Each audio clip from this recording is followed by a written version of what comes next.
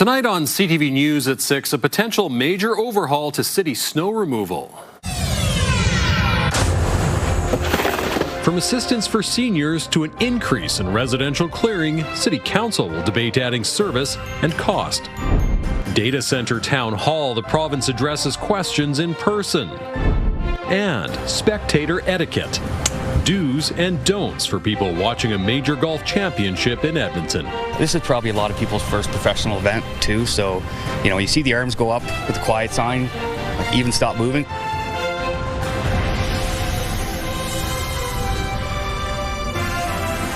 CTV Edmonton, local breaking news with Jeff Hastings. Good evening. City Council will debate a major overhaul to the snow and ice clearing program during budget talks this fall. City staff have outlined a $24 million plan to speed up the process and meet public expectations. They call it the Well-Maintained City Package. It aims to deliver predictable snow clearing on main roads, scale up staffing, support winter events, and make movement easier for cyclists and pedestrians. More than a dozen enhancements are proposed, including more frequent residential clearing, more enforcement, a focus on event and festival sites, and a dedicated bike path team for commuter routes. The city consulted frontline snow and ice crews, other city departments, and the public. The biggest thing that we're working on is timing and availability. We want to make sure our crews are available and given the tools they need to be out on the roads to help whenever they are needed. So we are optimizing how many staff, how many pieces of equipment, and that we're out there ready to work for the City of Edmonton.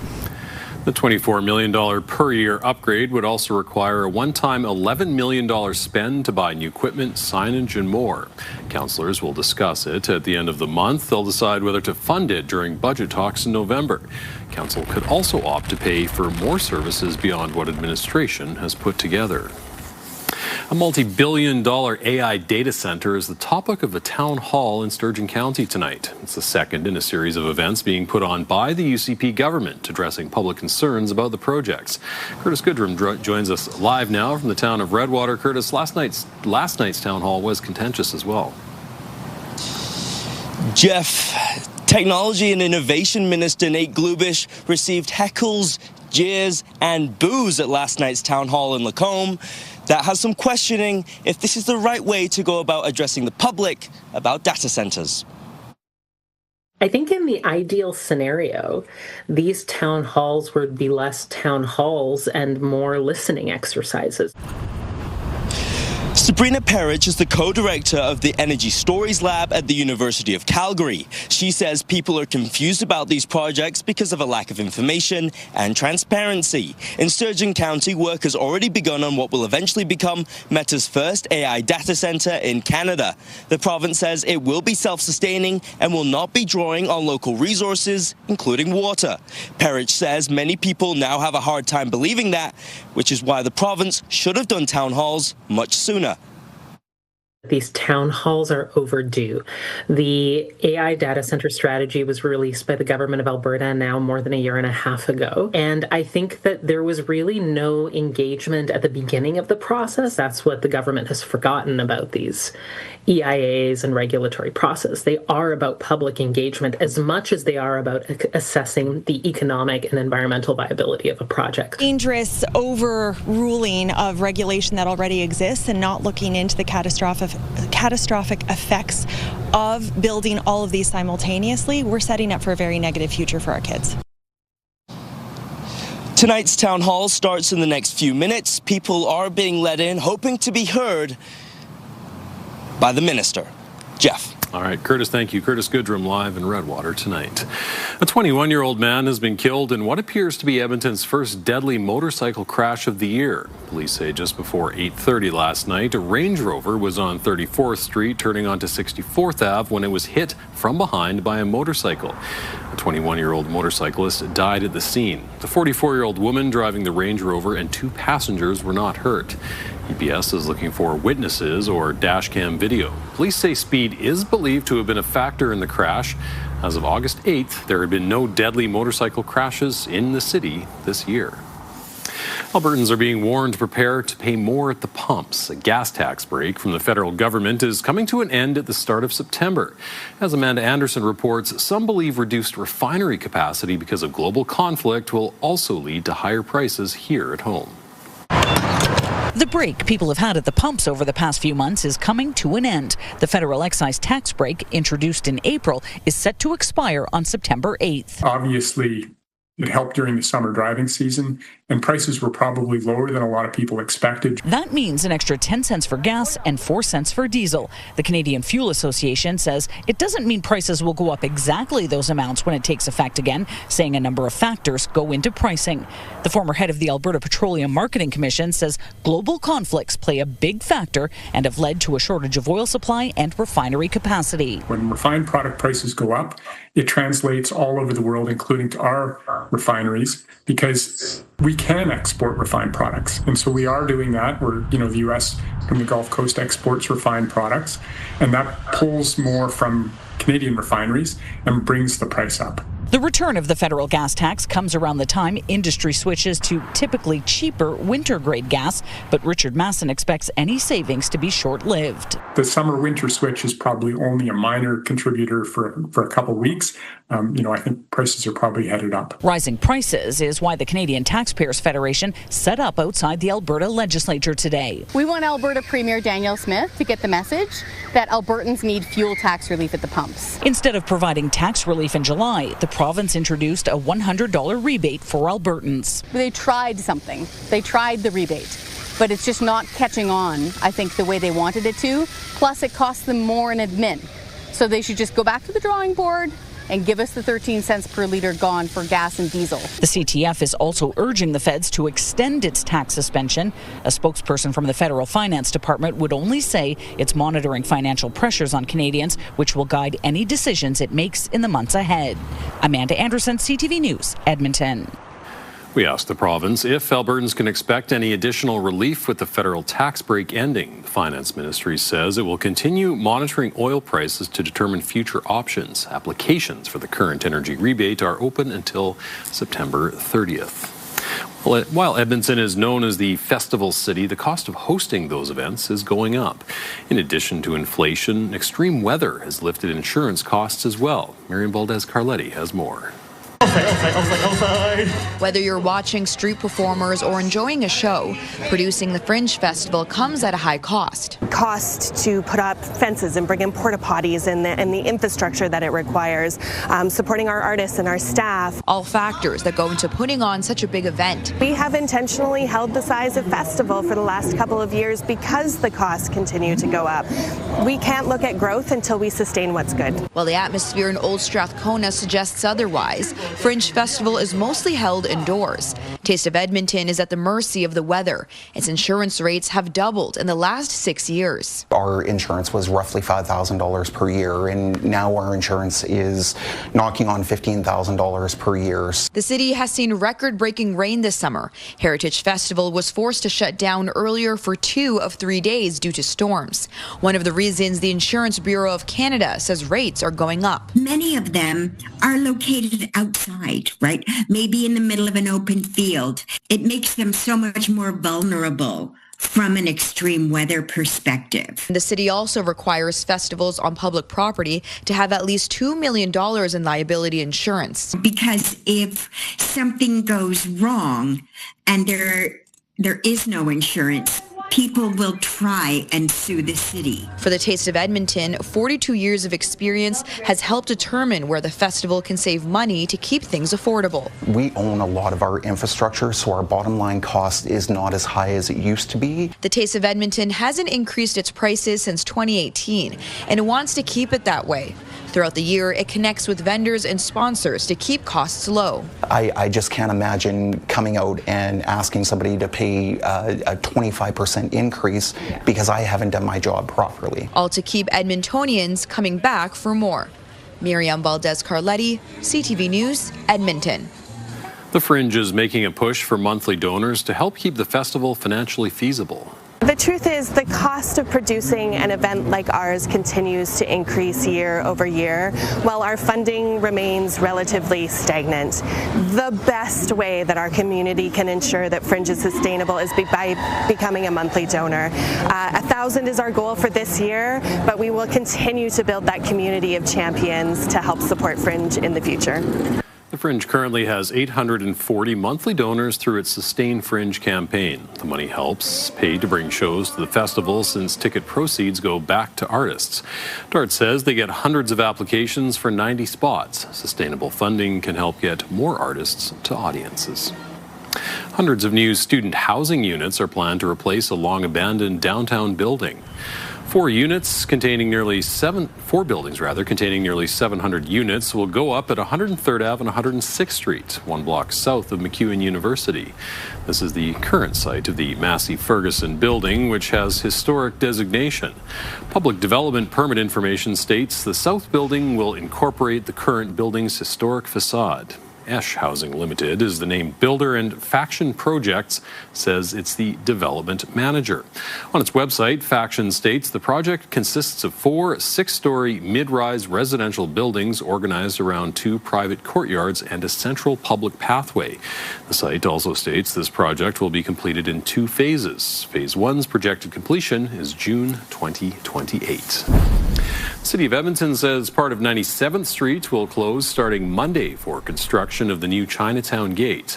The closure is from Jasper Avenue north 1 block to Okisikaw Way. It will last for 2 weeks. Construction of the new gate began in March. It is expected to be done next year.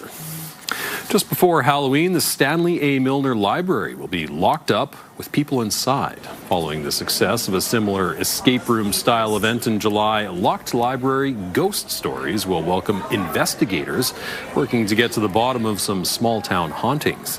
The after-hours event is designed to be immersive, with a case to crack by solving a series of puzzles. So it's designed for fans of escape rooms or mystery and paranormal enthusiasts, book lovers, or anyone looking for a unique night out to get into the Halloween spirit. Locked Library Ghost Stories will run October 24th after the regular closing time. Tickets can be bought through the EPL website. It was an Edmonton crossover in Germany. The NHL announced a new partnership with football club Bayern Munich, with Oilers star Leon Draisaitl and Edmonton soccer product Alphonso Davies on stage. The partnership is intended to grow Bayern's presence in Canada and expand the NHL's footprint in Germany. The NHL also says the Oilers will return to Cologne, Germany during the 2027-28 season, nearly 10 years after the team played an exhibition game there. Well, I really get goosebumps just thinking about it. In 2017, I experienced that when we were playing against Cologne, and that was a really special experience. Those are the things that don't happen every year. It's a big sport, obviously, where I came from and how I grew up. And obviously, Leon playing for Edmonton is something special. Seeing him here, a guy that I watch and cheer for all the time when they play. So it's incredible. The Oilers' opponent will be announced at a later date. The Boston Bruins will play 2 games in Munich that season as well. Some of the best golfers from around the world are at Edmonton's Royal Mayfair Golf Club, taking a swing at the Canadian Women's Open title. For many spectators, it's the first chance to watch professional golf in person. Evan Kenny has more on the do's and don'ts around the course. From Smith Falls, Ontario, Canada, Brooke Henderson. Canada's winningest LPGA golfer, hearing the roar of the crowd on the first tee box and feeding off the energy. But making noise is usually a big no-no on the course. Why are people quiet right now? I think they want to be respectful, right? Give the players a chance to get into the zone and figure out what they want to do.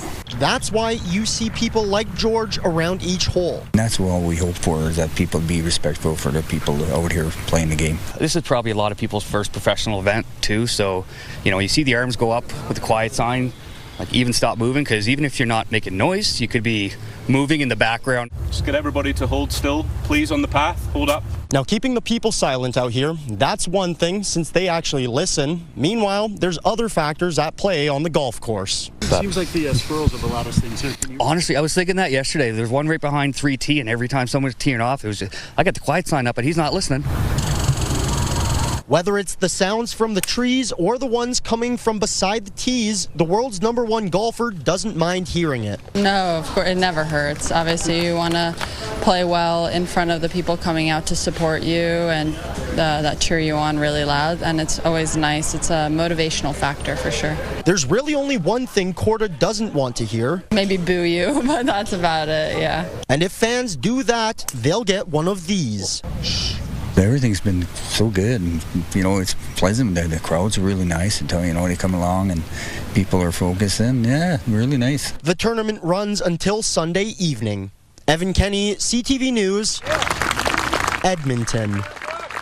All right, let's go down now to the Royal Mayfair, where Josh is having what I bet is the best workday he's had in a long time. Oh, it has been spectacular. It started early. Because I came down here and just kind of wandered the grounds all by myself. And, I've got Brian Newton, tournament director. Brian, you get to just kind of hang out with the best golfers in the world. But I walked through the gates. Nelly Korda is putting on the second hole. I'm like, oh, well, there's the #1 player in the world. This is a real treat for golf fans here in Edmonton. Yeah, it's incredible. We have an overwhelming majority of the top 100 golfers in the world. And you look at the leaderboard today, the best players played the best, and that's really exciting going the next 3 days. Yeah, 9 of the top 15 players in the world are here at this tournament. It's been a few years since this tournament was here in Edmonton at the Royal Mayfair. Some changes have been made. What can spectators expect? What kind of improvements have you guys made? Yeah, it's an amazing spectator experience here. There's something for everyone to do. Kids under 12 are free. That's important to note, so a great event to bring your whole family to. But yeah, when you talk about what we've changed, we've actually just flipped the course, the nines, the front and the back 9, because the event has grown to this point that we needed more space for tents and grandstands and things for people to do. So we're actually using their normal 9th holes or 18th holes. So anyone who's familiar with the Mayfair might come and be like, oh, that's a little different. So yeah, it's cool little wrinkle. Yeah, absolutely. There's a beautiful shot from our CTV drone of this course. How about a shout out to the grounds crew after all the rain that we had in June and July to get this place looking like this? Yeah, it's amazing. Wade Peckham, the superintendent here, worked harder than maybe any person in all of Edmonton the last couple months, and the golf course is phenomenal. The players are very, very happy, and it'll crown a real champion this weekend. Yeah, absolutely. Looking forward to the next 3 great days. The leaderboard.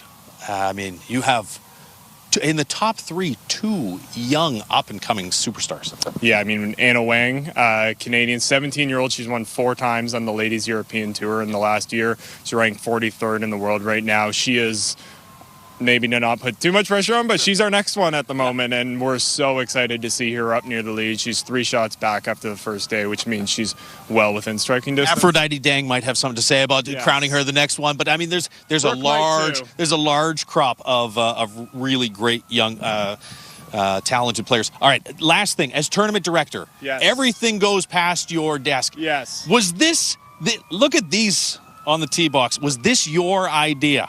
Tell me it was. I can't take credit for this. We've been working on this idea for years, and the folks at CPKC finally came to us this year and were like, we know how to make these. So we've taken the Little General, which is behind us, and made it littler. I know that's not a word, but the Little General, and yeah, such a cool touch to the event. Fantastic. Brian Newton, tournament director with Golf Canada, thank you so much. Weather's been great through the day today. Temperatures right now sitting at 23 degrees. We got to 24 for a daytime high today. Lots of sunshine tomorrow and even hotter. We'll talk about your 5 and 10 day forecast in a couple minutes. Thank you, Josh. Still ahead, getting in on Alberta's energy conversation. When you're a premier and you have a strength like Alberta has energy, to have another ally at the table with you and in a big diverse country is a good thing. One East Coast premier says he wants in on energy projects that will benefit both provinces. Also ahead. Me and my brother sometimes just sit down and smash rocks that we find with hammers, and sometimes we find really sparkly ones. Rock and crystal enthusiasts converge at West Edmonton Mall for an annual rock and gem show.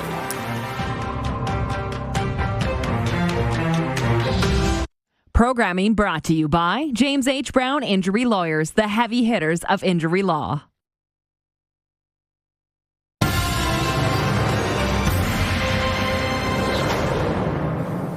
Canada's push to become an energy superpower has taken some strides forward this summer, and one East Coast premier says he's eager to get in on the action. CTV's Tim Rook has more from the Canadian Energy Executive Association event in Banff. This event is a chance for industry leaders to get together, discuss the sector, and maybe even talk about the next step for some big projects. And really, it comes at an interesting time amid a lot of discussions about multiple new pipeline projects and just a broader push to expand Canada's resource development. One of the provinces trying to do just that is Nova Scotia, and so Premier Tim Houston flew in for the event to pitch his plans. He says over the last few days he's had productive dialogue with Alberta's premier on how the two provinces can help each other. Houston is adamant Nova Scotia expand offshore natural gas and wind projects and has long supported Alberta energy projects.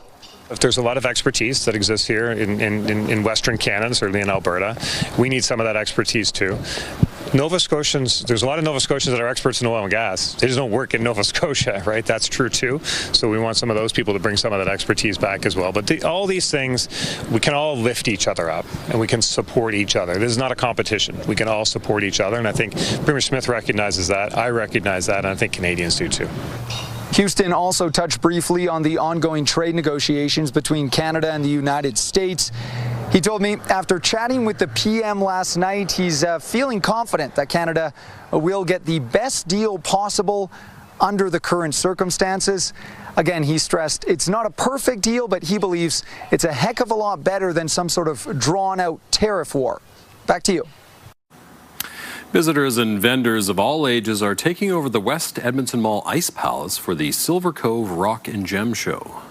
My goal is just to have a successful jewelry company and be able for girls at my age to afford a pair of earrings. Me and my brother sometimes just sit down and smash rocks that we find with hammers, and sometimes we find really sparkly ones. More than 250 sellers are showing off crystals, minerals, gems, and more.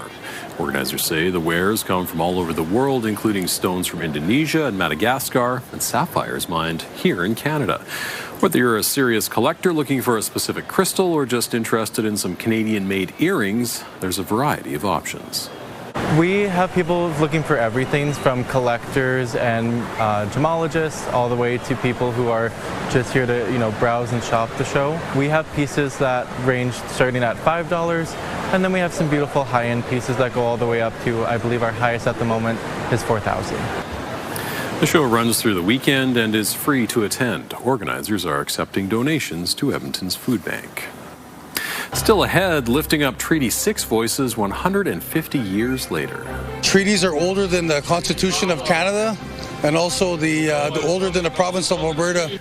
We'll look back at the significance of the treaty signing and the importance of keeping Indigenous culture alive. Slight chance of a shower later on this evening, but then sunshine and into the upper 20s tomorrow, near 30 on Saturday. Full look at your forecast after the break. Programming brought to you by Century Casino. 3 great locations: Edmonton, St. Albert, and Century Mile. Programming brought to you by James H. Brown Injury Lawyers, the heavy hitters of injury law.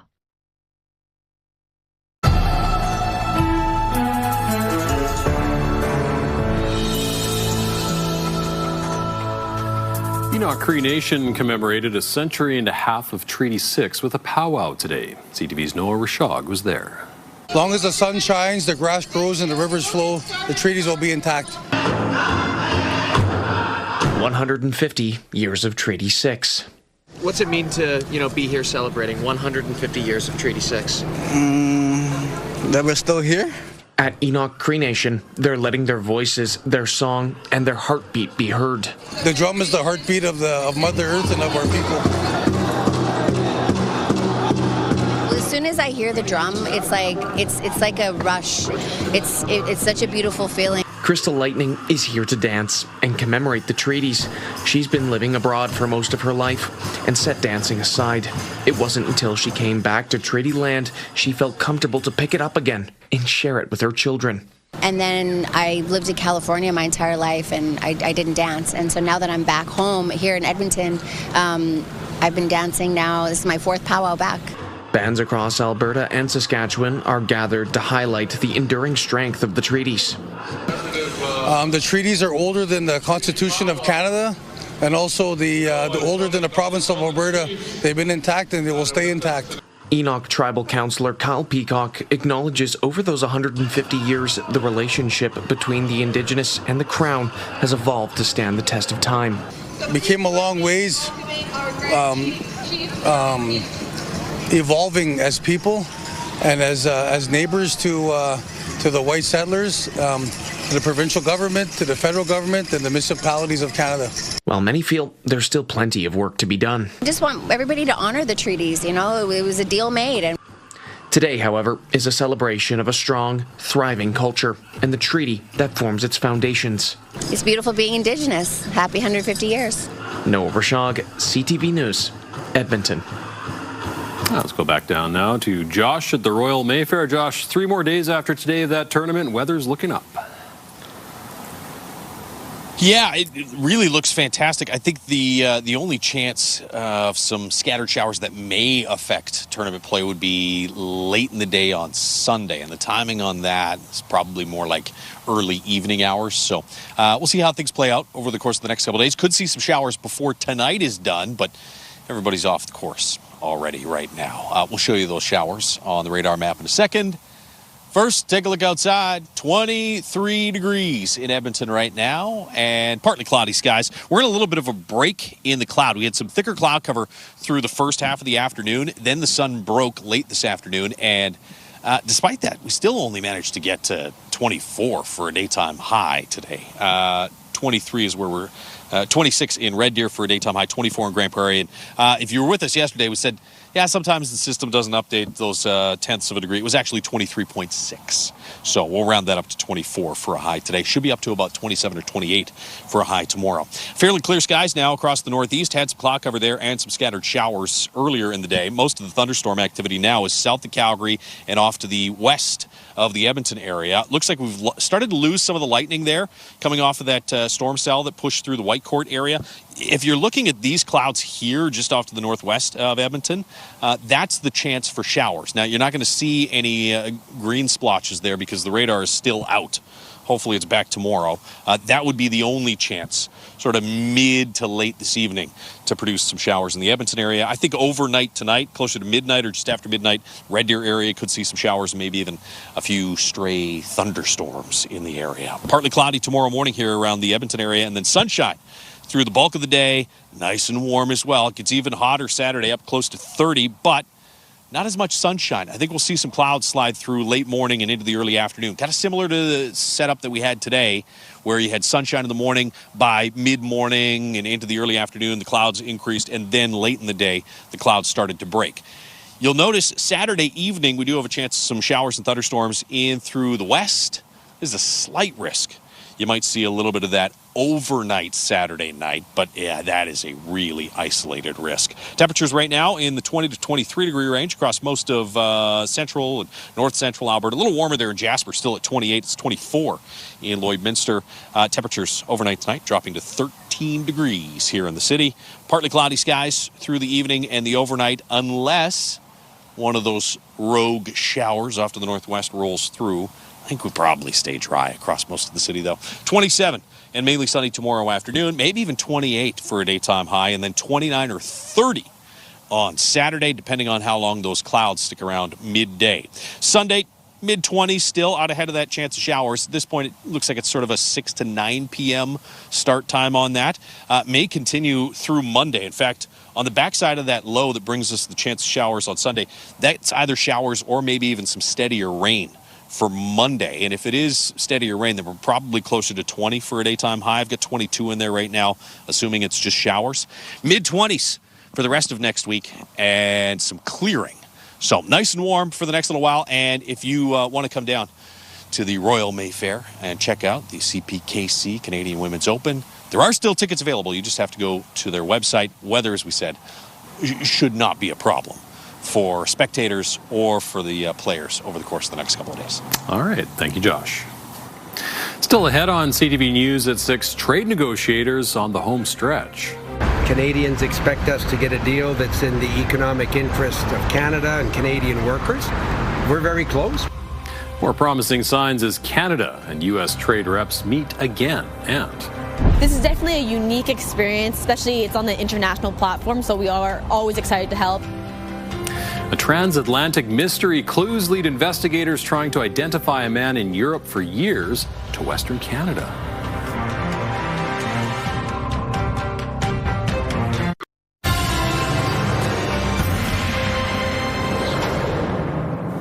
Canadian and American trade negotiators held extensive talks in Washington again today. While a deal has not been finalized, Canada's trade minister says both sides are, quote, very close. CTV's Michael Couture has the latest from Washington. After returning from Ottawa early this morning, Canada-U.S. Trade Minister Dominic LeBlanc and Canadian negotiators held their longest session of talks with their American counterparts thus far. How close are we? The meeting lasted 3 hours and included the Prime Minister's Chief of Staff, Marc-André Blanchard, while Canada's ambassador to the U.S., Mark Wiseman, was only in there for the first hour of the discussions. LeBlanc said little at the conclusion of the conversation, but he tried to reassure Canadians as the latest deadline is just over 24 hours away. Canadians expect us to get a deal that's in the economic interest of Canada and Canadian workers. We're very close. We continue to make progress, and we're going to stay here and do the work that's necessary until we get to that point. The 3 sources tell CTV News that there are reductions in Section 232 tariffs on the table as part of the agreement, but it's unclear how far those levies would go down. They would affect industries like steel, aluminum, and autos. We're also hearing from the premiers who were briefed by the Prime Minister about the talks. One of the concessions Canada has put on the table is returning American alcohol to store shelves. While many premiers seem supportive, not all are happy with Canada's concessions. He's confident that they will reach an agreement, and as part of this agreement, he asked all of the provinces, as a sign of good faith, would we put U.S. liquor back in our shelves, and we all agreed. They gave us some details, and other stuff they said they're still nailing down. So he was, I wouldn't say that he was begging us, but what is a step before begging? I think we should fight. I think we've got the upper hand. They're back on their heels right now. They're coming to us for a deal. And so I think we should fight. It's unclear if more meetings have been planned for Friday, but as Minister LeBlanc said as he left the meeting, they will continue to have more negotiations until they get a deal that's good for Canadians. Mike Couture, CTV News, Washington. Tensions are rising in the Middle East after a deadline for the U.S. and Iran to negotiate a peace deal expired Monday. In an online post, Donald Trump says he's launching a crushing economic operation against Iran, calling it economic warfare on an unprecedented scale. Tehran, however, is dismissing the threat as a diversion from America's own crisis, warning it will only lead to further defeat. This comes as oil prices jumped more than 2% after Trump's threat. The blockage of the Strait of Hormuz is also putting pressure on global fuel supply. Canadian police are working with European investigators to solve a cold case mystery. They're trying to figure out if a British Columbia man who's been missing for decades is the same man who mysteriously showed up at an Amsterdam hospital without an identity. CTV's Andrew Johnson has more. This is the man known as Lucky. He spends his days in a nursing home ever since he suffered a stroke on the streets of Amsterdam 3 years ago. He woke up in the hospital diagnosed with aphasia, a language disorder that left him unable to speak. His identity, say Dutch investigators, a mystery. Geen pasjes, geen niks. De politie staat voor een raadsel. Hoe achterhaal je de identiteit van iemand die niet kan vertellen wie hij is? Dutch police went looking for information, people who knew Lucky, and began to piece together his past. Schat helemaal rijk zijn, maar tegelijkertijd zwieren wij door de straat in Amsterdam. He was known in the local Buddhist community and regularly frequented a nearby market and restaurants. Lucky was also known by several other names, including Chris the Canadian. Still stumped, Dutch investigators posted the story to social media, and someone online made this connection. Lucky looks a lot like Vancouver missing man John Russell Kenny. He lost contact with his family 33 years ago and would now be 67. They definitely look similar, but again, 30 years can do a lot to a person. The Vancouver Police Missing Person Unit is now collaborating with their counterparts in the Netherlands and Interpol. This is definitely a unique experience, especially it's on the international platform, so we are always excited to help. And if this does in fact be him, would be exciting news. Vancouver police have provided fingerprints that will now be compared with Lucky's to see if they're a match. On VPD's cold case website, Kenny is described as someone who suffered from mental health issues and was transient in nature. Dutch police have no idea how he may have managed to live under the radar in Amsterdam for decades. Hopefully they may have some answers soon. Andrew Johnson, CTV News, Vancouver. Prince Harry and Meghan Markle are reportedly moving back across the pond. There are reports the Duke and Duchess of Sussex are relocating to a residence outside London later this month. They moved to the United States in 2020 after stepping back from royal duties. King Charles is said to have been informed of the impending move this past weekend. The monarch has stated that there will be no change to their status as non-working members of the royal family. Still ahead, bringing back booze from across the border. I buy Canadian. I don't buy American. Don't buy it. Let it sit. Reaction from businesses and consumers as provinces backtrack on a U.S. liquor ban to secure a trade deal. It's just a big market for us. An American city offering deals to Canadian tourists as cross-border travel continues to lag. And there's a live look from the CTV drone at the Royal Mayfair Golf Course in the River Valley, hosting a major LPGA championship this weekend. The weather looks great. Stay with us.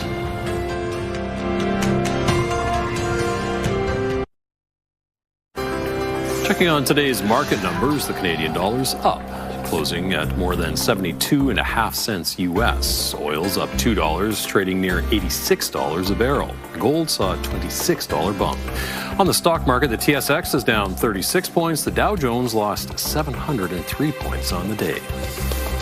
As he works out details of a trade deal, the Prime Minister has asked premiers to put U.S. alcohol back on shelves. That's not a problem here in Alberta, as U.S. alcohol has been available for more than a year. Still, sales are down. Tyson Fedor has more.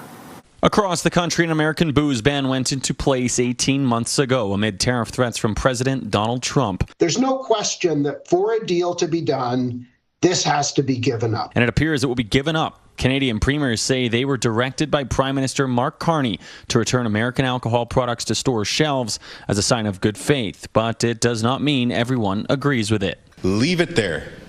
If we put the booze back on the shelves, don't buy it. Let it sit. Alberta ended its 3-month pause on U.S. booze in June of last year. But even when liquor stores restocked with American products, not everyone was back buying. Are they going to sell the way they did before? And I think that's unlikely. Andrew Ferguson says U.S. products have been in his store for months. However, trying to sell them. We're still finding American wines are a bit of a hard sell. And I think we've seen a huge increase in people looking at Canadian wines differently that maybe weren't giving them as much attention or time. Alberta Gaming, Liquor and Cannabis says between April 1st, 2024 and the end of March last year, Alberta saw $294 million in wholesale U.S. liquor sales. That number dropped to $201 million the following fiscal year. Between April 1st and the end of July, $75 million of American booze had been sold in 2026. We sure miss buying American wine, but we've mostly been buying Canadian now. As for Americans visiting Calgary, they understand the Canadian sentiment towards some American products. My Canadian friends and colleagues are not going to go back to purchasing American products. In fact, I can't get any of my Canadian friends to even visit me in the States right now. There's a dearth of American products on the shelves. I see the signs everywhere to encourage people to buy Canadian products. I think it's understandable, and it's a smart reality that, that it sends a signal. Tyson Fedor, CTV News, Calgary. Well, an increasing number of Canadians are traveling to the States. Travel levels are still well below 2 years ago. Statistics Canada says there have been increases in travel to the States for the past 3 months. But the amount of Canadians heading south is still down almost 25% compared to 2024. WestJet eliminated 10 flights to the U.S. in its winter schedule released Monday. Air Canada did similar with a handful of American routes last month. New York City is trying to entice Canadian visitors back, offering 30% off dozens of hotels, restaurants, and attractions, even Broadway. We just wanted to do whatever we could to make it a little bit more encouraging and welcoming for our travelers, because it's just a big market for us. Canadian tourists are New York City's second biggest market behind the UK. Canada's transport regulator says WestJet is creating an undue barrier for travelers with disabilities. It says the airline is effectively preventing some power wheelchairs from being taken on its planes. In a recent decision, the Canadian Transportation Agency ordered the airline to drop its 300-pound weight limit for mobility aids by July 2027. The regulator says WestJet should use spreader plates to accommodate heavier wheelchairs and arrange alternative travel until then. WestJet says it has no comment as parts of the case remain before the regulator. Meanwhile, WestJet says all of its planes have now returned to the standard seat configuration. The airline was in the process of adding more rows to some of its aircraft when this video went viral. It shows passengers struggling with not enough legroom and seats that don't recline. Pressure from the public and cabin crews forced the airline to abandon its plans. The airline once again apologizing for trying to change some of its cabin layouts, adding it was a mistake. Still ahead, a pitcher who made a name for himself in Alberta makes the big leagues. Kwan out to left center. That's good first guy to retire.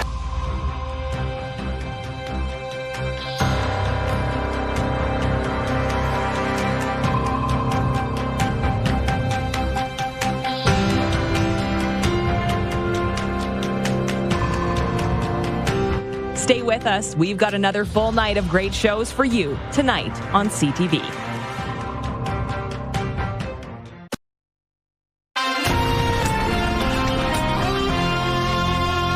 Major League dreams are coming true for one pitcher with ties to southern Alberta. Matt Tugboat Wilson was a star with the Okotoks Dogs. Now he's made his debut with the San Francisco Giants. CTV's Moses Waldo has more. It was a night Matt Tugboat Wilkinson will never forget, making his Major League debut with friends and family in attendance, and against a Cleveland Guardians team that drafted him in 2023. You know, it's kind of a cool story that I do get to have my debut here, after especially being 3 years with them. In 2015, the BC native made a name for himself at the Little League World Series, striking out 16 batters. But it's his nickname that has brought a lot of attention too, from media outlets down south. It occurred when he was playing T-ball. It didn't move too quick around the bases, and as one of my good friends, Phil McNeil, is the one who gave him the nickname Tugboat, and he go toot-toot goes the tugboat when Matt's running around the bases. It was a comical thing.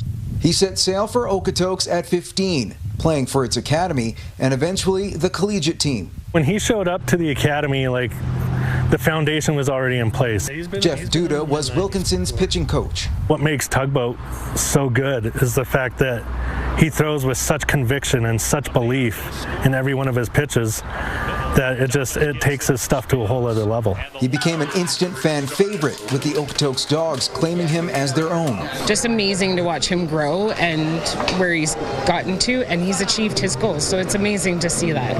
And it shows every offseason when Wilkinson returns to train with the players. A lot of these kids in the building right now can say that they've thrown with or next to Tugboat. Wilkinson pitched just 2 innings in his debut, allowing 1 hit and no walks. There will be plenty of opportunities to start with the Giants, who are keeping him for the remainder of the season. You want him to succeed, and for the most part in Matt's career, he's done very well and succeeded. Moses Waldo, CTV News, Calgary. And that is our show for this evening. Thank you very much for sharing your time with us. I'm Jeff Hastings. Good night.